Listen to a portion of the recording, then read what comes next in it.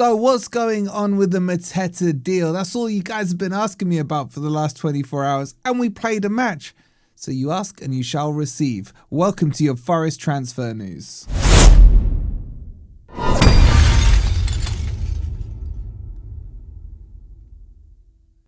Hi guys, hope you're doing well and welcome to your transfer news. Coming up, I'm going to talk you through the latest on the Mateta deal. What's happening? Is it stalling? Is it going ahead?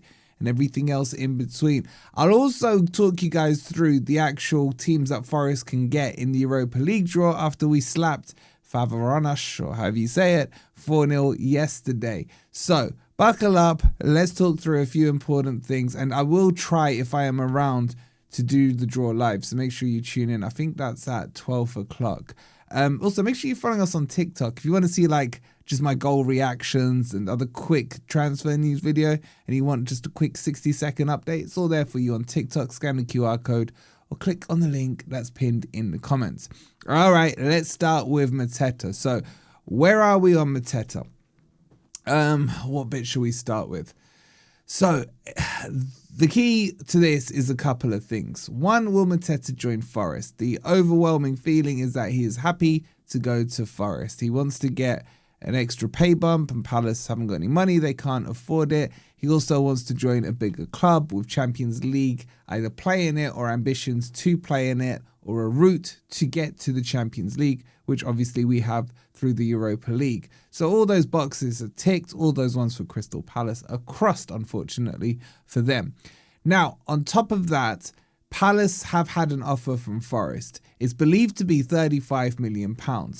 And when I said the other day, Paris still hasn't figured out how to use his emails from the summer saga, I'm not joking, because Palace are yet to respond to Forest's, Bruno Fernandes himself subscribed. I don't like him. Anyway, that's put me off.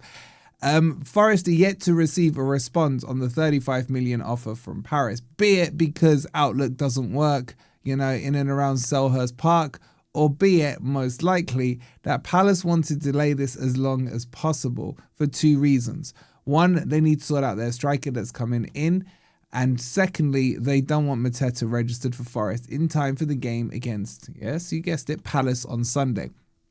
So the domino effect on this one was that Palace had pretty much agreed a price with Wolves to get Larsen over the line. It was a crazy number. I was hearing like 38 up front, 50 million deal, and all these mad numbers for a player who doesn't even start for the bottom club. Now, it's believed that the fee was agreed between the two clubs, and then Palace had to put in an official offer for Wolves to accept it. Again, technology, parish, we know there's issues there. Can't even turn the computer on, let alone load up his emails. So that hasn't gone through from Palace. And it's believed that Palace are now getting cold feet over that deal. Probably because we've been mocking them for it. I mean, apart from Rob, who else would be celebrating that one? So Palace are in this kind of limbo at the moment. They know Mateta wants to leave. The overwhelming feeling is that Mateta will leave by Monday, because remember, the window shuts on Monday. And the other overwhelming feeling is that Palace need to get a striker in. Otherwise, they're relying on Eddie Nketiah as their main number 9. And good luck to you, Palace, if that's going to be a number 9 for the rest of the season. So the other things to add into that is what's happening from the Mateta side. So Mateta and Forest have spoken. Forest are happy to kind of agree to the terms, or should I say they've agreed terms between them with negotiations and what have you. Now, there are other rumours that are spreading about. The big one coming through is that AC Milan are thinking about reigniting their interest in Mateta. Now, I think these are just rumours. I could be wrong, but I just think AC Milan haven't got that cash to pay what Palace are asking for. Palace are trying to hold firm on this whole 40 million thing. I don't think they're going to get 40 million. They may get it with add-ons like, 27 plus 10 to 13 million, something like that in add-ons. Now, on top of that, Spurs are starting to play a hand here. They're monitoring his situation. And again, as I mentioned, I think on the previous video, Colomboano, who they want to get rid of because Juventus want him, because he scored in the Champions League midweek, suddenly they think, oh, maybe there's a player in him. They would be wrong. but that situation hasn't untangled itself either. So if he goes to, say, Juventus or back to PSG or whatever it might be, then Spurs will be looking for a replacement. And one of the players on their list is, of course, Mateta. Now, do I expect Spurs to step into this? Only if Forest do not go for him. Why do I say that? Because we know Spurs are scared of Marinakis. They're scared of what happened to them in the summer. They're scared of being told again, we always win against Spurs. So that's probably not going to be a heads up that Spurs want to take on, because they can't be slapped by Marinakis twice in a year. That would be hilarious if that happens. So at the moment, look, where do I think things stand? I think Mateta will leave Palace on Monday. I don't think it will be before this Palace match. I think the biggest question is, will Glasner use him on Sunday or not? I think Glasner will try and start him, but Mateta may kind of pull the rug from under his feet and say, I ain't playing, mate. I don't want to get injured. This could be my future employers. I don't want them to be beneath you in the table, and so on and so forth. So him not playing is going to be a bonus for Forest anyway, right? Because it will destabilize Palace. Glasner will definitely try to start him if he's still there. And that disharmony that Palace currently have in their squads, in how their fans are feeling and everything else will come into play. So, look, basically, the short nuts and bolts of it is this is going to go on till Monday. But that's the state of play. There's going to be more rumours as well. Like, you got to understand, Mateta's agent will be drumming up club interest from anywhere he can to try and push his wages up, to try and push his fees up, etc., etc. Okay? So there's going to be a lot of noise surrounding Mateta over the next couple of days. We'll keep you posted on that. So let's move on and let's talk about who can we get in the Europa League. So Forest have qualified into the playoffs. Had we scored one of the two penalties we missed in some of those games, Forest would have been probably about fourth in the league, especially if we'd scored the one against Braga and ended up not conceding because of the butterfly effect. We probably would have finished fourth in the league table. But we are where we are. We had a fantastic performance yesterday. I thought to a man, everyone played really well. And I'm just going to very quickly break down what to expect at 12 o'clock UK time today. So there's been a lot of confusion. I've been speaking to one certain individual who, my God, was driving me crazy on it. So I thought, you know what, let's break this down into layman terms. So Forest will play a home and an away leg against one other team. The winner of that game will then go officially into the round of 16, okay?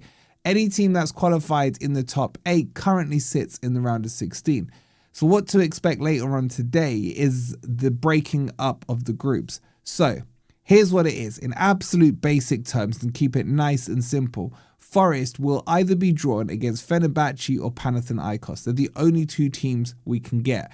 Forest, in terms of the grouping, are seeded with Victoria Plzen. But what that will mean is Forest will go, for example, to the orange side of the groupings, and Victoria Plzen will go to the silver side. In essence, Forest and Victoria Plzen can only meet in the final, if that makes sense, okay? Once Forest have played Fenerbahce, let's just say Forest get Panathinaikos. By the way, I don't want Fenerbahce, I'd rather Panathinaikos. Forest will then move, assuming we win, would move to play either Betis or Midtjylland in the next game, in the official final 16. Now, again, what you will see in the draw is those teams get split. So where you're seeing anywhere where it says or, so Betis and Midtjylland, for example, are paired together, that means one will go into the orange side, the right side, and one will go into the silver side, the left side, okay? So you will be able to see the path to the final. So as an example, Forest could go in this direction. We could play Panathinaikos. If we win, we could then get Midtjylland. If we win that, we could get Braga. If we win that, we could get Nyon. And if we win that, it'd be Villa, for example, in the final. Okay, I'm just doing it as a simplistic term. What is definite, though, is if Forest make it through the playoffs, we will 100% be facing a team that we played in the group stages. So we're either going to get Braga, Porto, Midtjylland, or Betis. Those are the 4. And in fact, we're going to play 2 of them if we win. So if Forest go through the final 16, I know I'm starting to complicate this one, and we beat, let's say, Midtjylland, in the quarterfinals, we will play either Porto or Braga. Come on, Braga. And then in the semi-finals, we would move to play at probably Lyon or Aston Villa, depending on what side of the draw they go onto. Hopefully that makes sense. I'll try and do the draw live with you guys and kind of talk you through it for anyone who's not understanding it. But just as a point of clarity, we cannot play Victoria Plzen. Our only two options is going to be Panathinaikos or Fenerbahce. And then they will decide who's playing home and away. That might be with the coin toss or the higher seeded. I can't exactly remember. I think the higher seeded maybe goes on there as a coin toss. We'll see as the draw commences. So that's who we get. So our path to the final is actually quite good. Why? Because the two that worry me in this are Villa and Lyon. We cannot face those teams until the semis and the final. That's the earliest we can face them. Okay. Now, they will all be 2 legs until you get to the final. So ideally, we would like to be the away team in the second leg for most of them. But let's see how it plays out, and let's just get through this qualifying match, which will be 2 legs as well, a home and an away one. So I'll try my very best. If I can, we'll do a quick live stream on the draw. But that's your kind of update, and get your thoughts in about it. Who would you rather have, Fenerbahce or Panathinaikos? Trust me on this one, we don't want Fenerbahce. Make sure you've liked, make sure you've subscribed, hit that hype button as well, whatever the hell it does. And I'll try and see you for the live draw. Come on, you Reds.